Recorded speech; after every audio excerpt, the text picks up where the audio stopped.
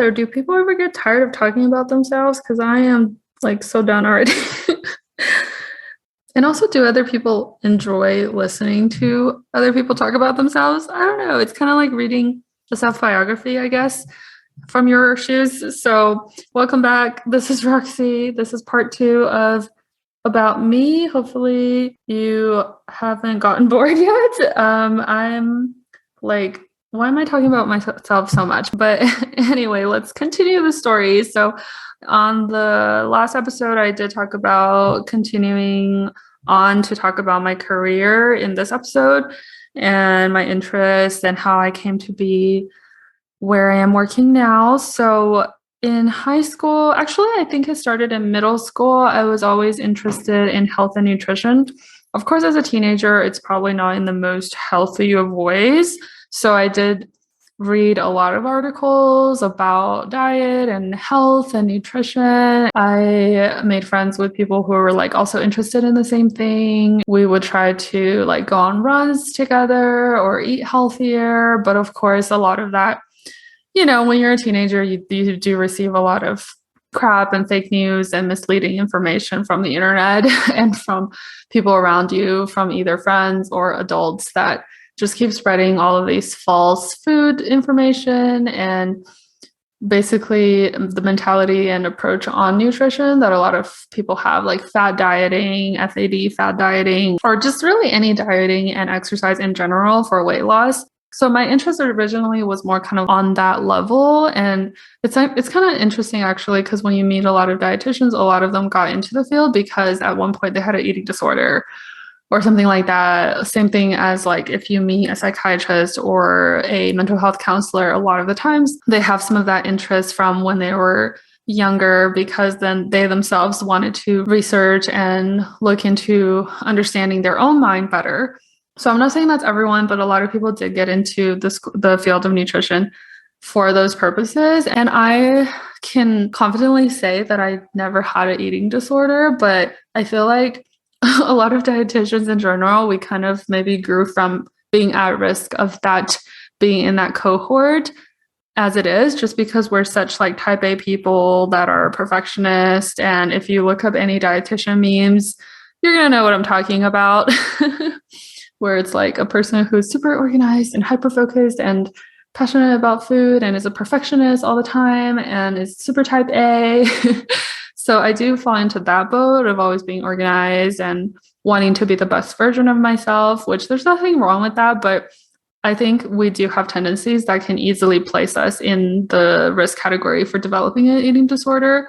So that's just something I've noticed, that sometimes those of us that are interested in pursuing a degree in nutrition could be also those that might have been predisposed to things like orthorexia, which is kind of like eating disorder where you're obsessed with only eating healthy and clean ingredients to where it kind of takes control of your life.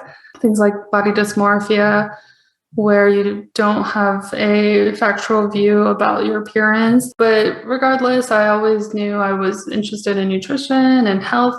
In high school, I actually thought maybe I wanted to be a physical therapist, but then quickly changed my mind on that. So I talked to my teacher in high school that taught the food and nutrition course of my high school, which we mostly learned about like cooking concepts and food science, things like that.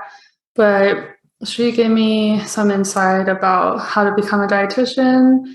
You basically have to go to a school that offers the nutritional sciences and dietetics degree. It may be called something a little bit different based on the school that you're going to, but I chose to go to Texas Tech University, which utilizes the DPD, which is the didactic program in dietetics. So I did my 4 years, but the first year I actually did stay in El Paso, and I did go to UTEP, which is University of Texas at El Paso, as well as El Paso Community College, just to get some of my basic courses out of the way. So I did stay here my first year, and then the rest of the 3 years I attended Texas Tech. And I just made sure I talked with both of the counselors and communicated with them to make sure that I would be taking the right classes so that the credits would transfer. So if you are someone that is looking into transferring schools, I would just be pretty adamant about making sure to see the degree plan of the new school, and if you are taking classes that perfectly match with the credits so that you don't have to do extra work. That's when George and I moved to Lubbock, and I'm really fortunate that I got to study there. We have a great program in dietetics. It really gave me a solid foundation about science-based, evidence-based approach to nutrition and medical nutrition therapy, which is a huge focus in their school. At the time, I didn't realize that I would need it because at the time, I didn't think that I would want to pursue a career in clinical dietetics. But now I see how invaluable that was, having the coursework that was focused on clinicals. So towards the end of your graduation, you apply for the DICAS, which is the dietetic internship application process. So think of it as like PharmCAS, like for pharmacy school, nursing school, all of these different applications that you have to fill out in order to attain a dietetic internship. So you do definitely need one of those if you want to be a registered dietitian, which the difference is that you are licensed and you are accredited with the Commission of Dietetics and you're registered as a dietitian versus someone who just claims that they're a nutritionist or a health coach or etc. So in order to be an actual RD, you do have to go through a dietetic internship, which can be rigorous depending on the program that you get accepted into, or it's actually called match because you only get matched with one program. Even if you apply to 4 or 5, you only get matched with one. So that's why it's wise to rank your preferences carefully so that you can try to get the most chance of either getting your preferred internship or maybe landing in a safety school that you also apply for. I was able to match with my top choice, which I'm very thankful for. And I loved my program. It was called the UT School of Public Health at Houston, Texas Medical Center, or the other name is UT Health Sciences Center. So we moved to Houston. And during the time, I actually quickly started a YouTube channel and blog. It's called Roxy RD, which is still going. There's still a YouTube channel for it, but I just haven't created any new episodes or any new videos, I should say, for that YouTube channel. But I was looking back on some of them the other day, and I actually found them pretty interesting and neat to look back on. Like, oh, this was fun. Like some of the things in the videos I don't even remember, but then it like takes me back. Like, oh my gosh, like that was at my school, and this was at the gym, and it was just kind of neat to look back into those videos that I had once made. My blog is no longer running because I ended up choosing not to pursue a career in private practice or be like one of those dietitians that you see on social media, Instagram, TikTok, whatnot. I ended up not going that route just because I felt like it was so hectic and super overwhelming and kind of like lackluster on the fruitfulness that I was getting from my efforts in blogging and posting to social media and making YouTube videos.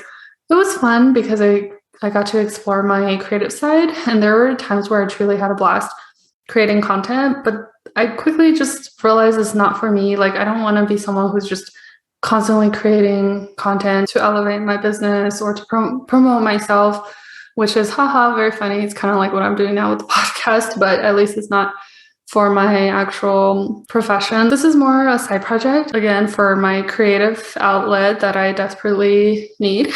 So I did maintain my blog and YouTube channel and my Instagram account for like the 2 years that I was in Houston. And I think I continued it a little bit beyond that. But as soon as I got my first like big girl job after I passed the RD exam and got licensed, I kind of just put that on the back burner and I fully embraced my clinical job of working at a hospital, which again, it's like something I would have never guessed. And a lot of other dietitians I speak to can relate to this because they also at one point never felt like that they could make that their life is working clinicals. Just because like the idea of hospitals, it's like, oh, so gross. Like, why does anyone want to work in a hospital? It's so depressing. And then clinical dietetics is like super exact. And there's, of course, like risks involved if you're not providing the best care to the patient. So all of that is kind of like makes people anxious and nervous. And I totally get that. And I totally felt the same. And I was kind of like, why am I learning all this about kidney failure and pulmonary disease and trauma or burns? Like, why am I learning about all this if I'm not going to be using it? But hey, what do you know? I am using it now daily at my job. Everything exactly what I learned from my undergrad and from my graduate school in the MNT classes, which is called medical nutrition therapy classes, I'm actually using to this day. One of my favorite classes in undergrad was called life cycle nutrition, where you learn about the differing nutritional needs that you go through from infancy to geriatrics. If you had asked me then during when I was doing my undergrad or my internship, I would have totally not told you that I wanted to be a clinical dietitian. But like a lot of people, we do change our minds after we have experience in our internship rotations, because you rotate with different fields such as community nutrition. Like I did my internship at the city of Houston, so it was a lot of like HR, like management, grant writing, a lot of community projects. It was fun because I did get to work with the Houston farmers markets, and they had community gardens all over the place. So I had some experience working in those more like grassroots, community-driven movements and projects, which I learned so much from that. And there's the food service rotation where you are completing some of the hours at a food service establishment, healthcare based usually, so like a nursing home or a hospital. There's like also food service rotation, so you get to see how food service works on a operational level for the school districts. And then there's the clinical rotation, of course, that serves as the bulk of your hours. You need about 1,200 hours, supervised practice hours, in order to complete your dietetic internship and for you to be eligible to sit the exam. And then lastly, there's the specialty rotation, which I did mine on a vegan food truck. My preceptor was a chef with a culinary background who also happens to be a vegan registered dietitian. So that was the coolest experience. There were other interns from my school that had the opportunity to intern for NASA, which I thought was so cool. I was like, this is like a one-time experience, like once in your life experience. When I was living in Houston, I honestly considered it, but I felt more called to see how it was like on the food truck. But yeah, like you could even intern with the dietitian at NASA if you wanted to. So there's so many cool internship rotations. They're not set on where you have to go. Of course, your school has contacts and contracts in place where they'll help you find a placement, but there are other distance remote dietetic internship programs where you're expected to find all of your preceptors, which that is a tough task to take on. So I feel for you if you're in those shoes, but you do have some freedom there on choosing your preceptor and your rotation sites. So get creative with it, like I did. A podcast can feel overwhelming to say the least. I was there not too long ago. For example, did you know you need to pick a server to host and automatically update your podcast feed? Luckily, I found out about Buzzsprout at the perfect timing and have been loving it. So if you or someone you know is thinking about starting a podcast, look no further than Buzzsprout. Sign up using the link in the show notes to get started for free and see how you like it for yourself, and receive a $20 Amazon gift card after you upgrade to a paid plan. I totally loved living in Houston. Everyone warned me about, the humidity and the heat and everything. And alligators? Are there alligators in Houston? Yes, I think there are on the bayou. And the hurricanes and flooding. Yes, all of those things are true about Houston, but I still thoroughly enjoyed it. It's like a bustling city, but it also has calm areas. My favorite part other than the medical center where I did my internship in school, which is super impressive. It's like super urbanized, advanced. You have the best physicians and hospitals in the country, or some of the best in the world, all located in Texas Medical Center. It would have totally been my dream to work there if I had stayed in Houston. But my favorite part of Houston when I'm not working or going to school would be the East End district. There is a East End farmers market. I think it was every Saturday or Sunday morning on Navigation Boulevard. That market is super fun. I love the East End. I just love everything about the East End area. It's like the artsy part of town, I guess. There's like lots of farmers markets. There's art studios. There's recording studios. I actually went on a tour of one. If you wanted to like check out a recording studio for making shows or podcasts or making music. And there are just tons of art studios and things like that in the Easton area. So I highly recommend you check it out. That's also where all the famous Houston murals are. So the art mural walls that are great for like Instagram opportunities are also around the East End area. There are a lot of wall murals everywhere in Houston in general, but there are quite a few in that area. Another thing I definitely recommend if you get to visit Houston on the weekend is Urban Harvest Farmers Market on Buffalo Speedway. That's just like an overall very well-rounded farmers market. And I just always enjoyed going there. They have live music sometimes. They have just a wide array of farm vegetables and fruits and food trucks. The food truck that I interned with actually would park there sometimes. So pretty much, I think they were there every Saturday, actually, on top of the other places that they're usually scheduled to park at. That food truck, actually, it's expanded to a restaurant. So if you ever do go to Houston, it used to be called the Ripe Food Truck, which had a red tomato on it, and it had this really neat design of white. And it's a white truck with black text of food ingredients all over the truck with a red tomato, but the chef has actually been able to expand into a restaurant. So now it's called Verdine, which is Verdine. I think it means green in French or something like that. But yes, definitely visit. I did get the chance to go back and visit Verdine. My friend and I, Valerie, actually ate there, and you heard from Valerie in the last 3 episodes before the About Me. So yeah, we both love Verdine. So if you ever go to Houston, definitely check out that restaurant. And then conveniently for myself and my husband, we both are boba fiends. He's more of a boba addict than I am. He has a terrible addiction. Get it? Taro? Haha. Yes, we both love boba, and Houston's like one of the best cities to get your fix of boba. There's like boba anywhere. There's also a lot of like Vietnamese banh mi sandwiches too, if you're a big fan of that. There's just so much ethnic cuisine. There's Ethiopian food, there's Vietnamese food, Korean food, everything. So our favorite place for boba, and this is a franchise, so there are some in your city probably also, which is called Bamboo, and the last part is with a U with a little accent on it, I guess. So yeah, it's called Bamboo, and you can kind of find it in other big cities too, but Houston has like 4 locations probably. I highly recommend you go visit Bamboo. I love the chea, which is like a Vietnamese coconut milk ice cone dessert with fruit and different toppings that you want. So I always get my fix if I'm in a city that has Bamboo. And then my husband likes to work his way down the smoothies list. He's literally ordered every smoothie item on the smoothie menu, and they have like 30 options. So every time we go, he's tried a different smoothie option. That's kind of like his goal whenever we find a new boba place. We also love how in Chinatown, the street signs, some of the street signs are written in Vietnamese. I don't know if there's some in Thai, but there's for sure some street signs that are straight up in Chinese or Vietnamese letters that you're just like, what?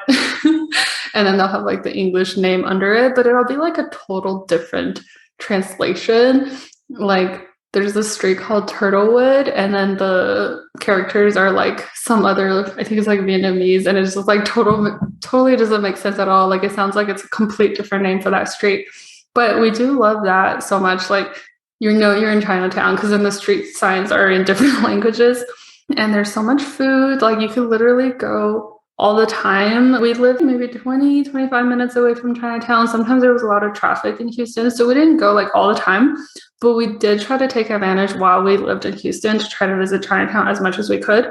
So some weeks we would go to the Asian supermarket and buy groceries there, and you can find really interesting foods that you can't find. Like in El Paso, for example, we do have some Asian markets here, but they're not like the beasts that they are in Houston. H-Mart, which is like a Korean supermarket. And then they had some that were more like Southeast Asian focused. And then they had some that were Chinese supermarkets like 99 Ranch Market. So yes, Chinatown was like our favorite. I think if we ever lived in Houston long term, we've always joked that we should just live close to Chinatown and be walking distance from all these different restaurants. Oh, and Houston is like really good about having vegan food too. You can find vegan restaurants everywhere. Chinatown was great because they had a lot of Buddhists live in that area. So they had a lot of vegetarian restaurants or vegan restaurants because of the high population of people that were vegetarian for religious reasons. And of course, like the Indian areas as well, you can always find vegan, vegetarian food at Indian restaurants. I don't take the restaurant options in El Paso for granted at all. I don't think we have that limited of an option, like some people complain. But I really do think we have a good amount of diverse foods to choose from in El Paso. Of course, it could be better. And I do see that it's getting there, and we're going to introduce more diverse foods. And I see, like, I'm always excited when I see like a new Korean or Indian restaurant open up. Also, along with vegan businesses, of course. But Houston is just like amazing. Like everything's there. They've done it.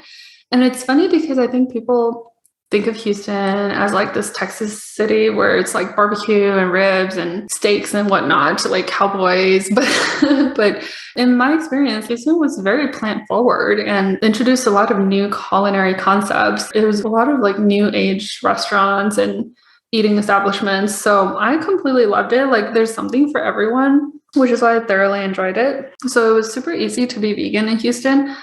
And that is something I kind of miss here, like being back home in El Paso. I miss my fully vegan Indian or Chinese buffets where I didn't even have to think about it. I could just get whatever I want. So here I have to be a little more deciphering in where I eat and their menu and making sure that they do offer vegan food. There are a few vegan establishments here in El Paso. I actually plan on making a podcast video about it soon.